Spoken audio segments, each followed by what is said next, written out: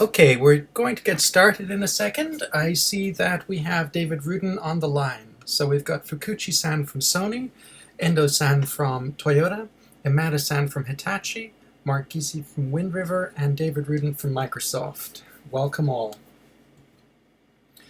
I'm sharing my screen for those of you using UberConference, and this will allow you to see the slides and other material as we move forth.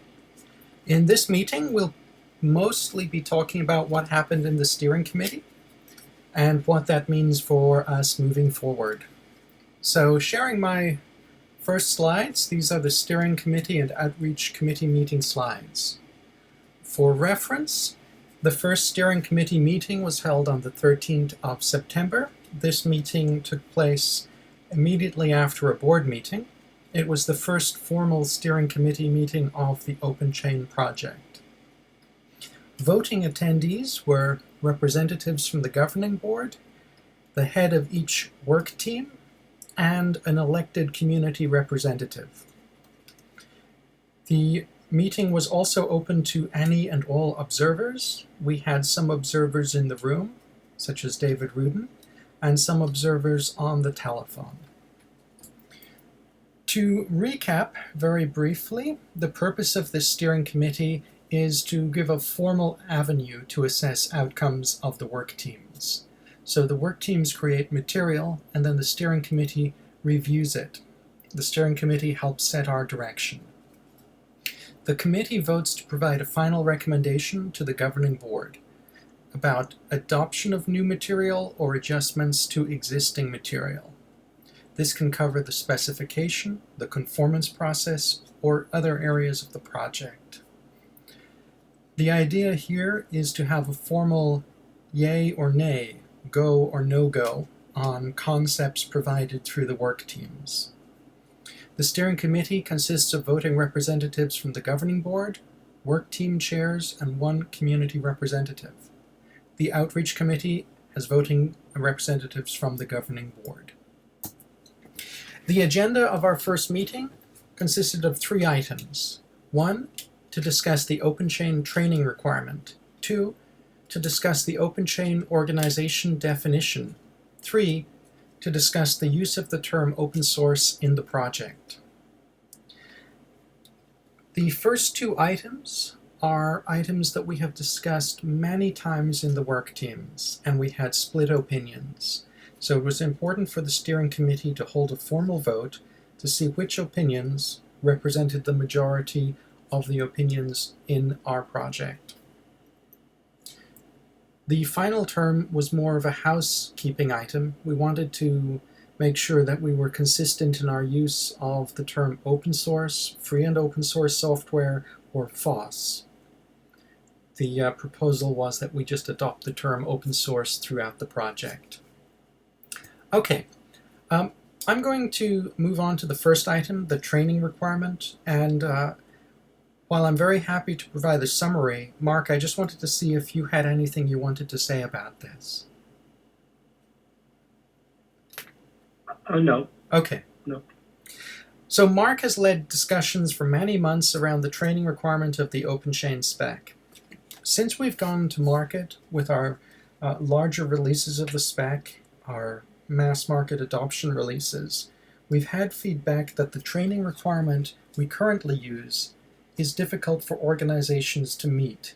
Not difficult because they want to avoid conformance or they want to avoid quality, but difficult because the organizations use a fundamentally different structure. Let me show you the current spec. The current spec, under section 1.2, asks for mandatory FOSS training for all software staff. It asks that this training is made available to all of the staff in the organization or the program covered by the OpenChain certification.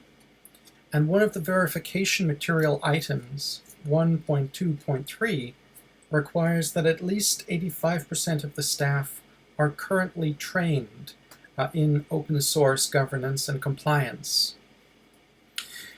Now, because the OpenChain spec covers a program rather than a whole legal entity, The training of software staff need not be all the software staff in an organization. It would only have to be the software staff in a conformant program, an open source compliance program in the company. However, several companies, particularly larger companies, said that training the software staff is not their priority. It is not in their current process. This is not because the organization wants to avoid great compliance. It is because they have a different way of making decisions around what code is used and when. The software staff are not the pressure point where such decisions are made.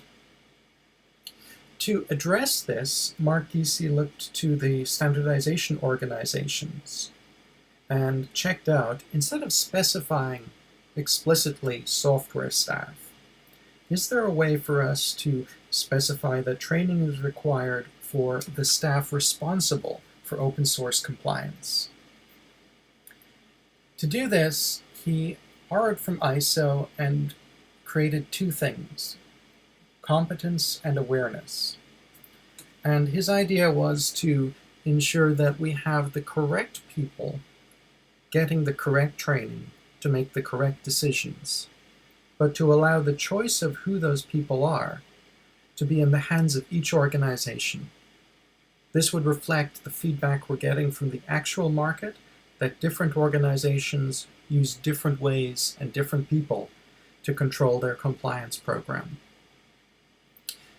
So, some examples of the language, they're shown on the screen, but in case you can't see them, essentially the suggested language, instead of seeking to have 85% of software staff trained, suggests that organizations identify the roles and responsibilities of the people responsible for the compliance program.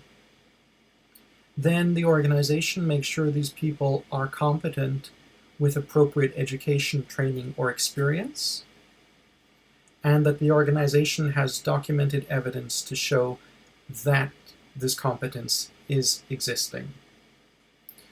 And for the people who are responsible for open source compliance, they will be aware of the policy, the objectives, their contribution to the program, and the implications of not conforming to compliance program requirements.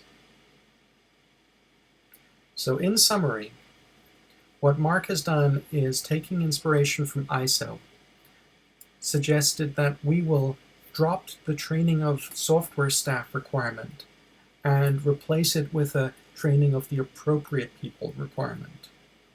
This will allow flexibility for organizations that do not have software staff making decisions to ensure that the people who are making the decisions are appropriately trained.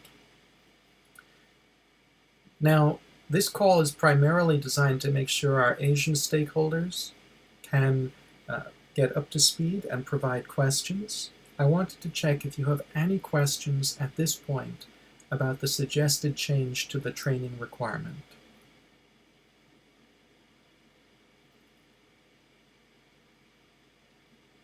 I'm Endo from Toyota. I agree with your opinions because we also think training is very important for even if large companies such as Toyota. But it's very difficult to define who is the software engineer and who is the staff of software because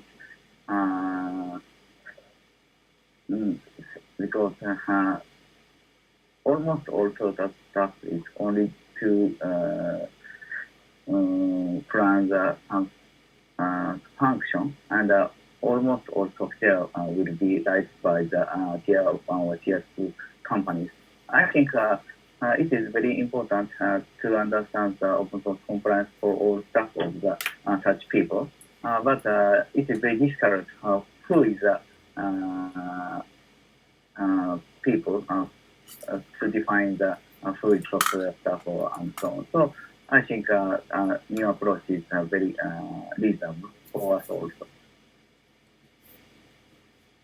When the steering committee looked at this approach, we held a vote. And the vote was in favor of this approach, which is very useful.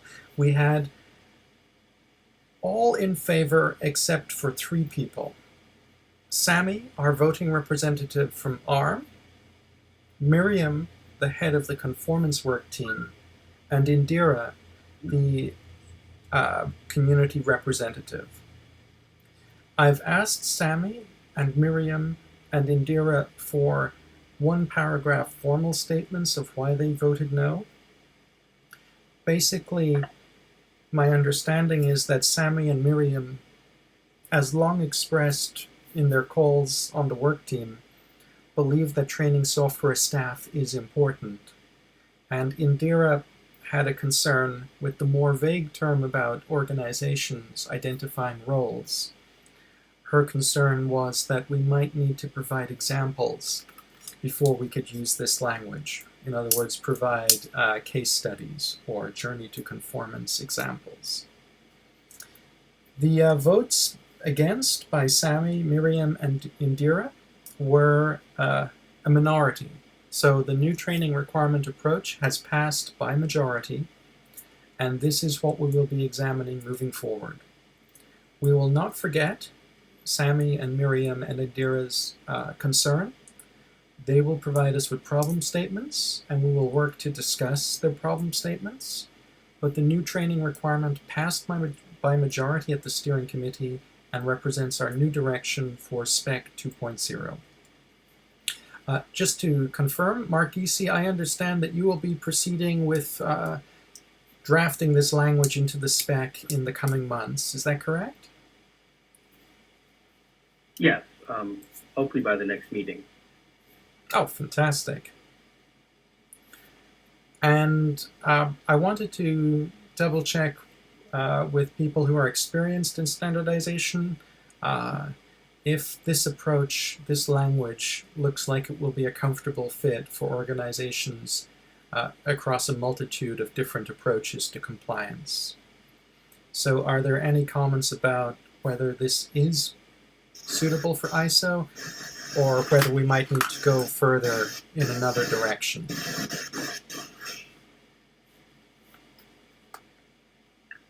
Shin-san? Yes. This is Fuchi. This is my minor comment. One comment. The proposal of change is very similar to ISO 9001. And to me, the English language in the proposal is slightly difficult to understand. But the ISO 9001 has been translated officially into each language. And I can read the Japanese version of the ISO 9001, and I can understand what is proposal. And I think it is a very good proposal. And my comment is to the non-natives. If you don't understand this proposal, please read your 9000 ISO 9001 your language standard. Just comment from me. It's a very good comment. It's a very good comment. This type of language is something that is more difficult to read than the old language. It's true.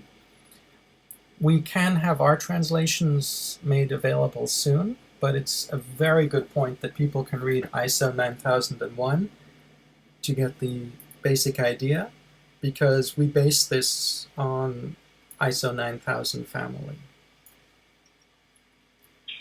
One comment I have is we will add to this a set of verification artifacts. What do we call them? Verification, I forget. Yeah, verification artifacts. Yeah. Okay, so this will be the high-level description, but the specification will have more specific things you must produce, documentation, for example, in order to meet the requirement. So, for example, I'm guessing the first one will say, list the different roles and provide a quick summary of their corresponding responsibilities that are part of your FOSS compliance program. So you'll be given a very specific task to carry out to meet the requirement. That would be one verification artifact. Part B might have a second one.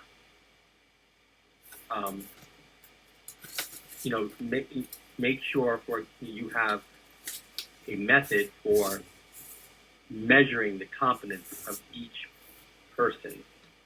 And then you'd have to have, a quick description of the method. So this is a little bit high level, yes, but we should expect more specific guidance on the artifact, verification artifact. Thanks, Mark. That's a really good point. Mark has said in previous work team meetings and in the steering committee meeting that we should understand this language as the big picture start, and we can narrow it down, or we can put supporting language to make it clearer as we go along. So this is the foundation, and we build on it. I want to just check. Dave Rudin, you were in the room when we went through this. Do you think in general terms this is something that looks familiar and suitable for standardization to you? Or do you think there might be additional points we need to consider in the near term around this?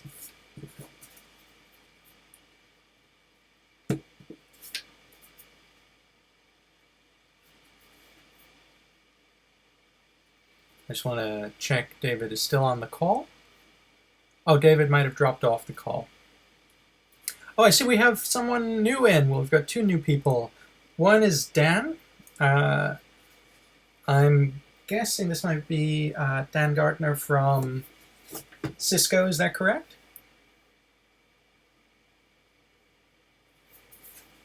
Dan is on mute right now. We also have an 858 number. I'm guessing this is Nathan Kumagai from Qualcomm. Is that right? That's right, Shane. Hello. Hi, Nathan. Great to have you here.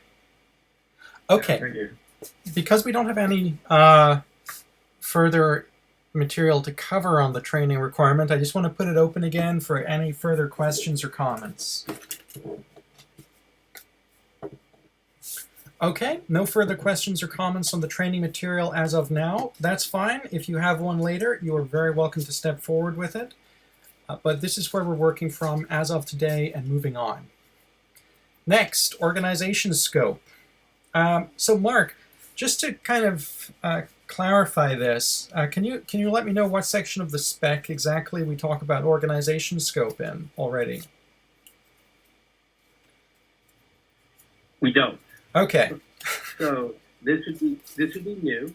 I imagine the first section of the spec of the requirement, which is really I think titled now Goal 1 or whatever, I forget. Basically, I see that as I would call the program foundation section, and the main objective would be to talk about these core things like you're going to have a competency and awareness, and you're going to have to potentially, you would define your scope. In other words, your program, what scope your program would have. That would all be covered in the first section and would be new.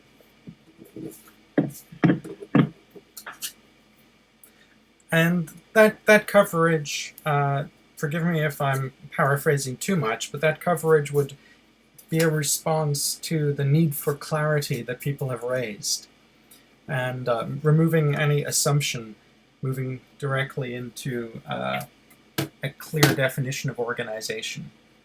Would you say that's fair, Mark? Yeah. So, yeah, I think what happened was there was different understanding about the scope of the compliance, right, or of the conformance. Should it be at the organization level? Some people felt it was at the product level. This gives each organization a choice to decide for themselves what the scope is. And then once they decide what the scope of the program is, they must document that scope as part of their conformance. So let me give you an example. We currently, for example, have ISO 9001 certification for our Linux, Wind River Linux. And that certification applies only to the product line, Linux product line. We have other product lines which we haven't gone through that process with. So the scope would be the product line. But there may be a company that says, well, we want every single product that goes through, that gets shipped to be under that. And we're going to have a program that covers the entire organization. And so they would say, all right, our program is governing all products. And therefore, that would be the scope as opposed to one product line.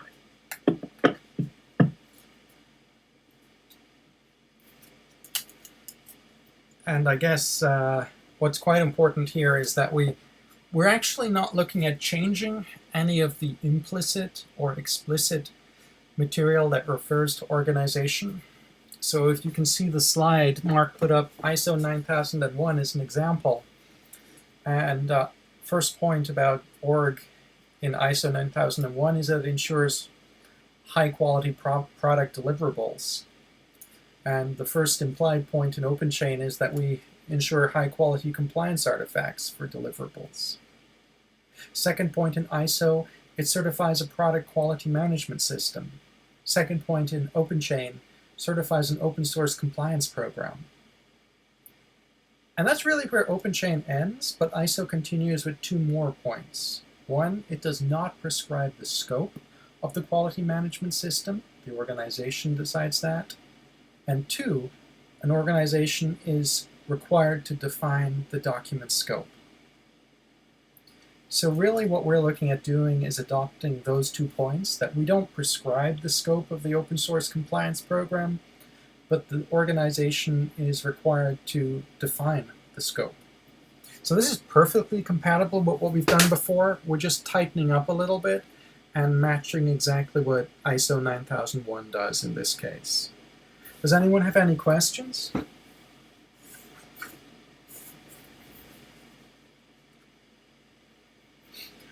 All right, I'm assuming no questions. If you do have one, jump in. This went to a vote, and this organization scope was adopted all in favor.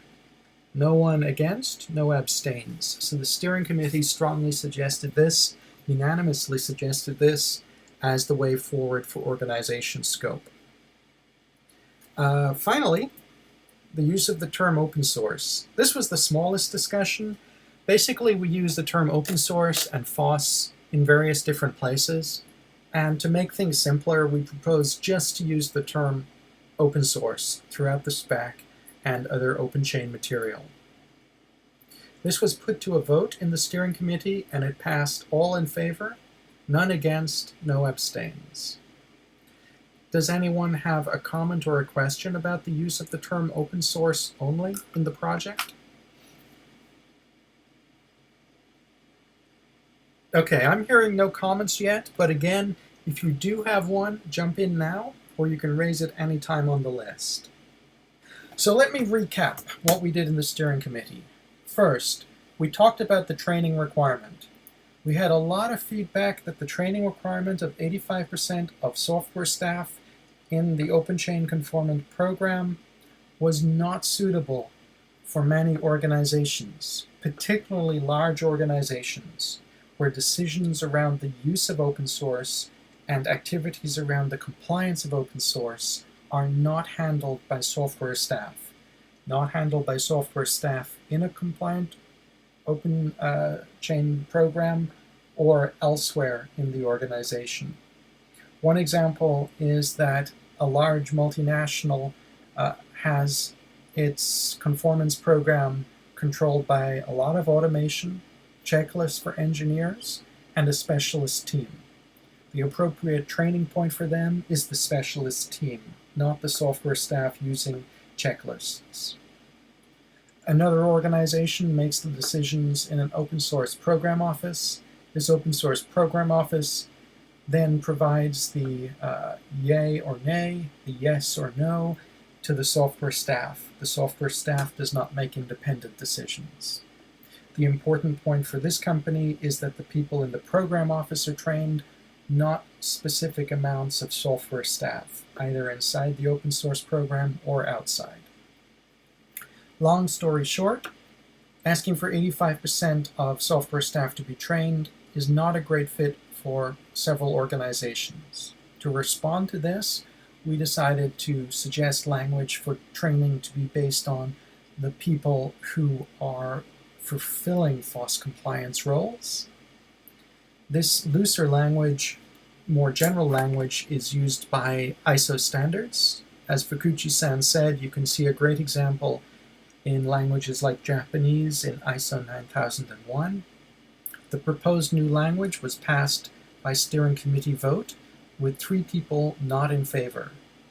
Sami Atanabe from ARM, Miriam Balhausen from our Conformance work team, and Indira Bhatt, our community representative. In the case of each of these people, they've been asked to provide a problem statement so we can make sure to discuss their concerns further, but the language passed by majority in the steering committee, and we will begin to work on that for OpenChain 2.0. Next, organization scope. We have had a proposal to formally define our organization scope and to use the same approach as ISO 9001. This proposal was passed unanimously, all in favor, none against, no abstain. We will proceed to adopt this approach for OpenChain Spec 2.0. Finally, the use of the term open source across all of our project, all of our material. This suggestion was passed unanimously, all in favor, none against, no abstains. We will be adjusting all of the OpenChain project material moving forward. So, to summarize, our first steering committee meeting had 3 items to cover. Each of these items was passed. Training requirement passed to look like something we'd see in ISO 9001. Organization definition passed to look like something we'd see in ISO 9001. Use of the term open source only throughout the project passed and actioned from now on. The decisions of the steering committee provide guidance for what we will do next. If you have an objection or you have a concern, please still raise it. For example, the people who were concerned about the training requirement, we will be listening and discussing their concerns further. But for the current period, we'll be moving forward on the recommendation of the steering committee and following the approach and the language suggested as used. That's it for the steering committee briefing. If anyone has any questions, you can ask them now. Hey Shane, this is Nathan. Hi Nathan. One quick comment. One idea about the item 3. Whenever we do make the change to the term, maybe there should be some sort of like friendly statement or something in the FAQ about how it's not a philosophical shift or anything like that. It's just and it's a term in any of our documentation or curriculum or anything else that we can, anyone can adapt and use as they want. But that's such a good point. Yeah, because we're doing it purely for clarity. Oh, sorry. Go ahead. Someone jumped in. Yeah, no. I was just going to agree with that too. Yeah, we could do that. I think it's important, and I think there's an email that went out to the spec list that was a little bit more detailed on why we thought it was better. Clearly it was summarized here as well, but it just largely, it's for facilitating adoption across the globe. Really, it would help a little bit more there. So we should clarify that in the FAQ. I agree with you. Yeah, it's a very good point. None of these activities are normative. They're not opinionated. They're all about trying to make sure that everything's easy to understand and it fits the way that companies are talking so that OpenChain can be described everywhere from procurement to C-level. Okay, Any further comments or questions? Chen-san, I'd like to know, so I understand well about the definition of open source software. And I want to know why current specification use open source and for both words. It's the reason is many people making specification together. So some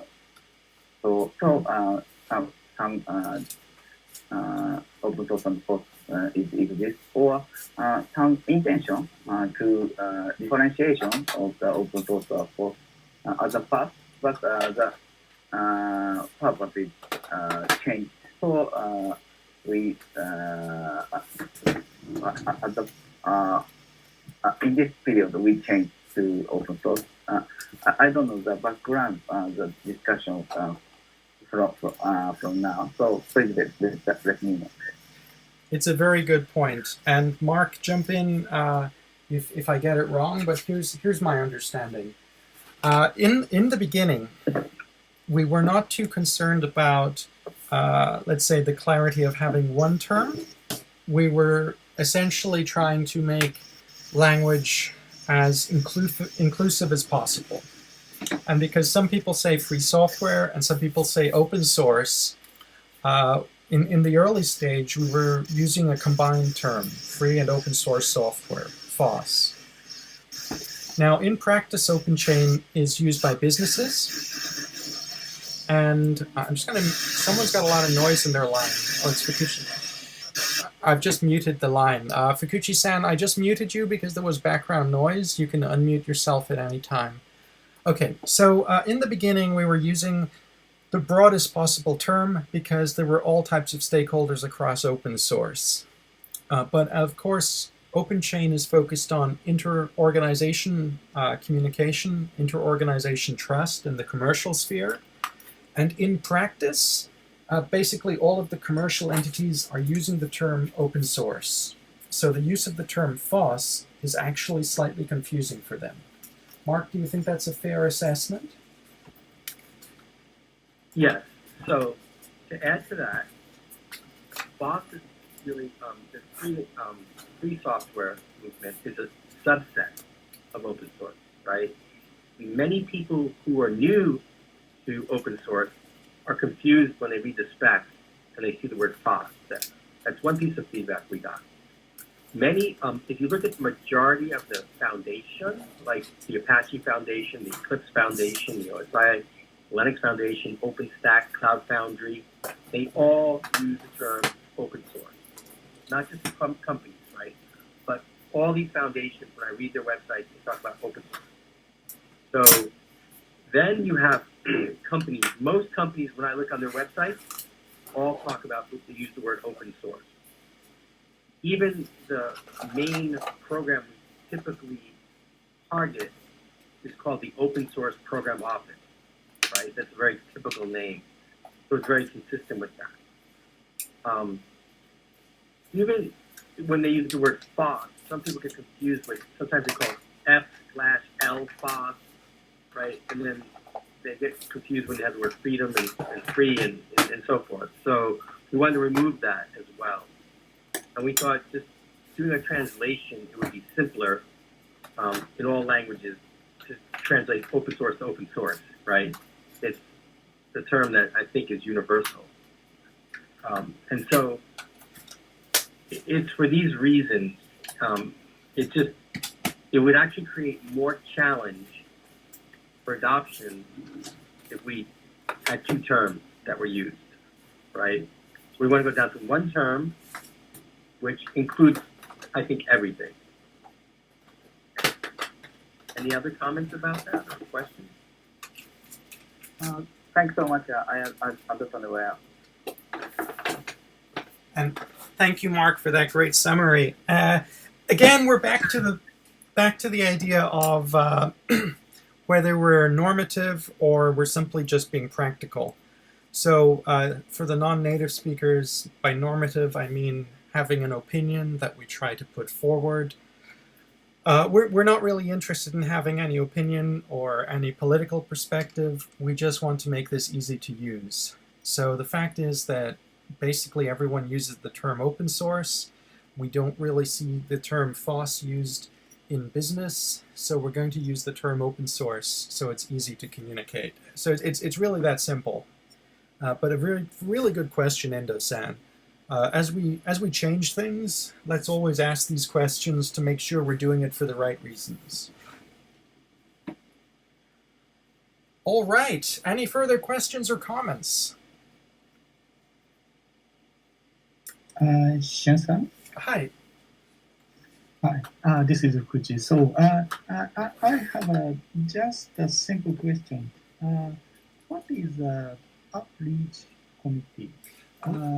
At this time, you held a steering committee. Mhm. I understand. But in the future, do you have a plan to hold a outreach committee, and what agenda will be discussed in the outreach committee? Very good question. Okay, so technically we kind of had both committees happen in the last meeting, but there was nothing put to the outreach committee. The outreach, okay, so the steering committee is there to basically take the suggestions from the work team and make a decision. So have a vote and make a decision about suggestions from the work team. The outreach committee is there to make decisions about what we do for public relations and building our community. For example, the outreach committee could say, oh, we continue to do a lot of workshops, but we should do more press releases. Or the outreach committee could say, we need to have a better service on the website so people can communicate with us. So the outreach committee is very much going to be looking at what we do on onboarding, Nathan's work, and also making other ideas. So it would kind of vote about our direction for reaching out to people. In the last meeting, we didn't talk about that because we have no proposed changes at the moment.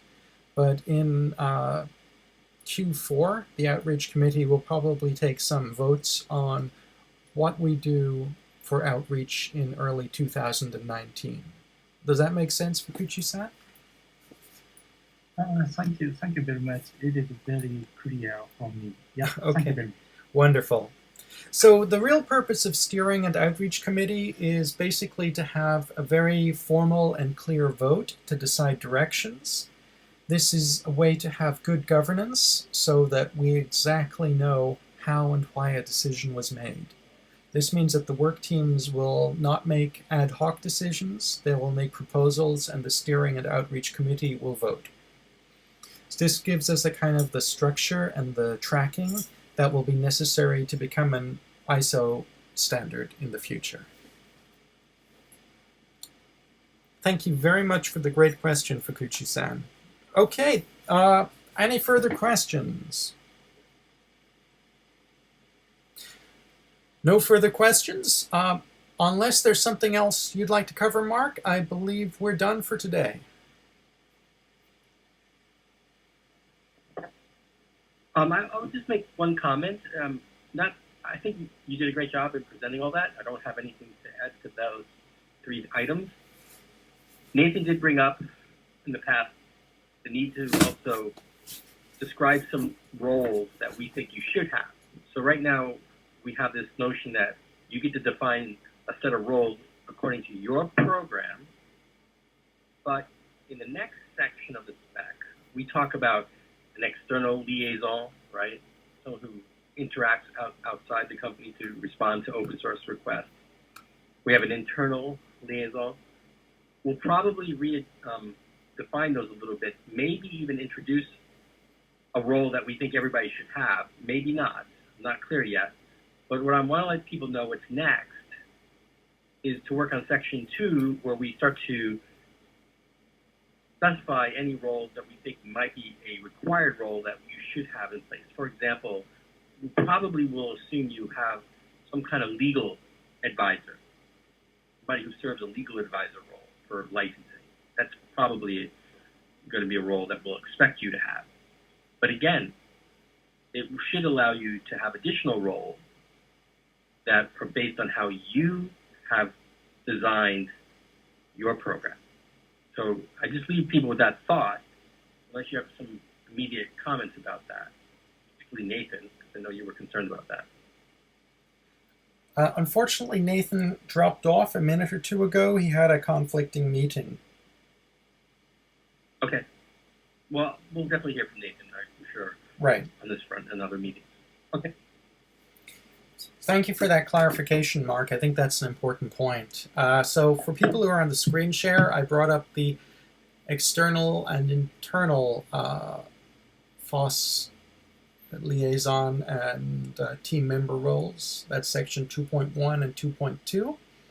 We will basically be discussing those actively in the next couple of weeks, a couple of months, and the next steering committee meeting will probably be where we vote on any changes of language there. All right, if there's no further comments, then we wrap it up for today. Thank you very much for your time. Thank you to all of our member companies from Asia who joined, and talk to you on the first Monday call soon. Thank you. Great, thank you. Thank you. Thank you.